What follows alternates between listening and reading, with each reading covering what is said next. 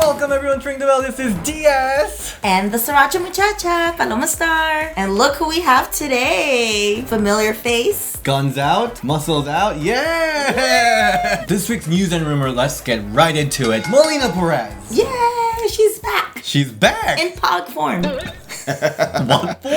In pog form. He's back in pod form. It's a Simpsons reference. She's back. Yeah, she's back. That's all that matters. Yay, Melina. So she's back to NWA. Tell me a little bit about NWA. Billy Corgan's the owner. Mm-hmm. They're doing, is it NWA Power, I believe. Okay. It's a YouTube show, 605, which is near and dear to my heart, being an old school WCW fan. It's a studio show, no entrance music.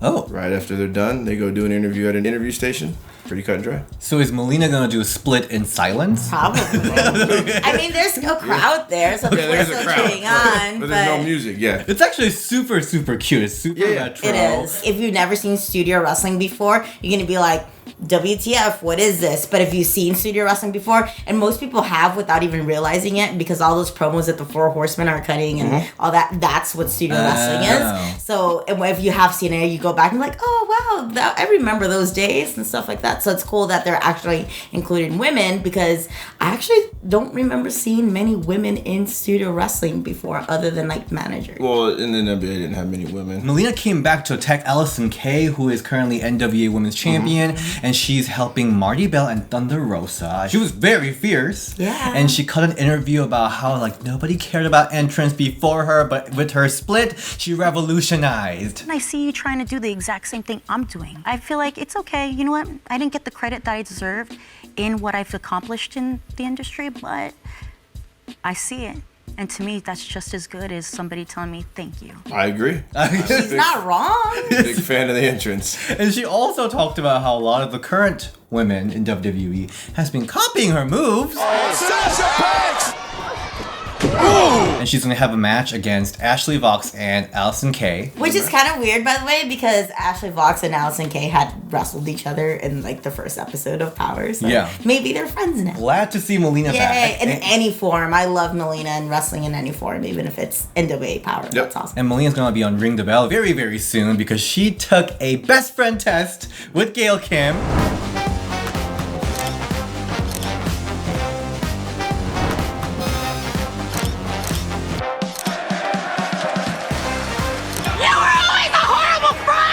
She's a horrible friend. I don't know about me. I'm a great friend. It's all in the eye of the beholder, you know what I mean? True. Perception This is is true. reality, and in my reality, you were a horrible friend at the time. Let's go to what happened at WrestleCade. So this WrestleCade Super Show was main evented by 4 women, and apparently someone backstage has some issue with it. That's me rolling my eyes. So was it somebody important? No, it was Sandman. Sandman's never been important. Who cares? Seriously, even old ACW fans. Probably none of them watch this channel, but nobody cares about Sandman. Boy. I know, it was pretty passionate. No, about I people completely agree. So Jordan Grace talked about this on Twitter. Remember that time the Sandman came up to 4 women about to main event to tell us that women main eventing is wrong? Was this in 1998? No, it was tonight, December 2019. Well, it wasn't December. I know. She was very passionate. But it's okay. It's okay. Basically, Sandman came up to them very loudly and telling all these Probably women drunk. drinking some beer, right? Yeah. Told them that women cannot main event. Who cares what Sandman thinks? Seriously, Sandman hasn't been relevant in years. I think this just kind of made Sandman relevant again. So you're welcome, Sandman, for me even saying your name. Tessa Blanchard, who was originally going to be in this match because of the injury, came into the ring and cut a passionate promo. The women in this ring right now are some of the best women's wrestlers. No, they're some of the best wrestlers in this business. Women are main eventing. They're kicking ass at the end of the day. Killer promo too. Yeah, and they're not putting up with anybody's shit. There you go. Eat shit. Yeah. Cody's favorite news of the week. Yes. Tell me about it. Dana Brooke and Batista. Batista's thirsty ass on Twitter. That man's got some confidence. He does. I wish I could just be out there, hey, I'm single. My tits are out. Call me daddy.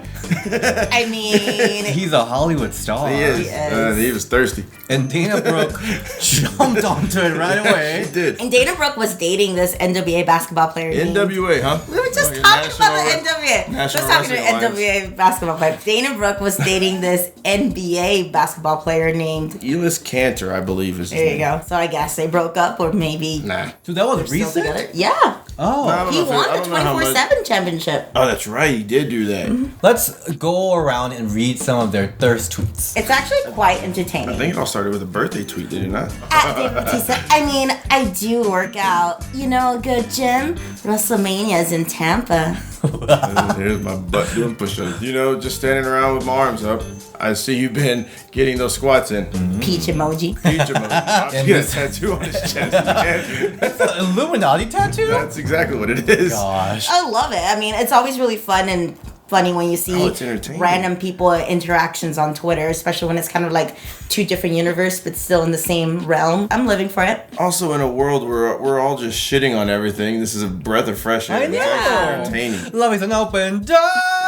Is that from Frozen too? It's from Frozen 1. Let's talk about Charlotte Flair. Charlotte Flair and Andrade, they're a couple. They're super cute. They just trademark outside of WWE couple things. So Charlotte just trademark Ashley Flair and the Queen of Wrestling. That's interesting whenever they trademark stuff outside of WWE, because I feel like a lot of times when people trademark their own thing, it's for like after WWE. So it's really interesting that she's doing that now herself. Did anyone trademark outside of WWE? Brody Lee, yeah, Luke Harper. He just did it, Yeah, right? he just recently did it. But see, that makes sense because Luke Harper asked for his release, so it would make sense why he wants to trademark his indie name.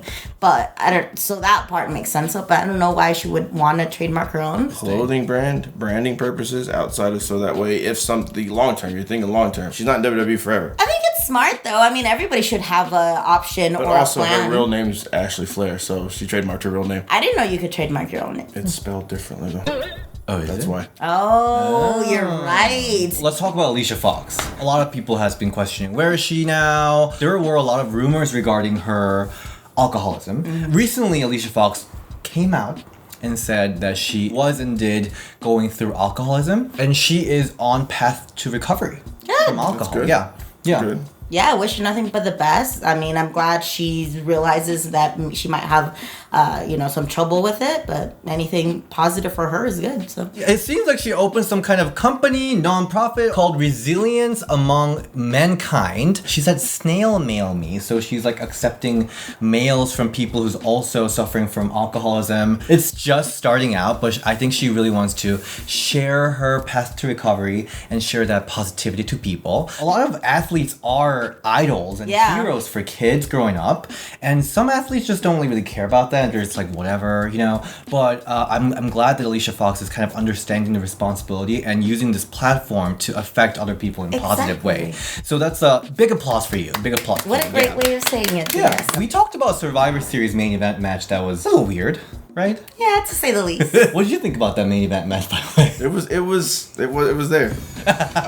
Triple threat matches are hard to begin with, but then you add lack of chemistry, maybe the lack of believability with certain wrestlers in the ring. There was not enough Shayna. You Okay. could tell who the shine was on, and then somebody had to take the fall. Last week, Paloma, you were talking about that some of the fault might be from backstage. Yeah, I and the think so too, producers. for sure. The way that the pace of it, how it was set up. So apparently Adam Pearce and Sarah Stock produced this main Oh. event match. There were some communications issue from backstage to the ring. And apparently Vince McMahon was like calling for them to like have big spots. There was some issues that wasn't going through. Maybe like the whole earpiece and the ref wasn't working, so the ref couldn't tell the wrestlers what to do. What a world we live in. Right? Holy cow. Does that affect the match that much? I don't know. I don't like to have people Think call it my would. matches like that. That's Because I've been in places, I've worked at different companies where the ref does have an earpiece and somebody in the back is telling them, but they it's give mainly you- just times. Yeah, they It's give mainly you like, time cues. Hey, look at this camera. Take it home.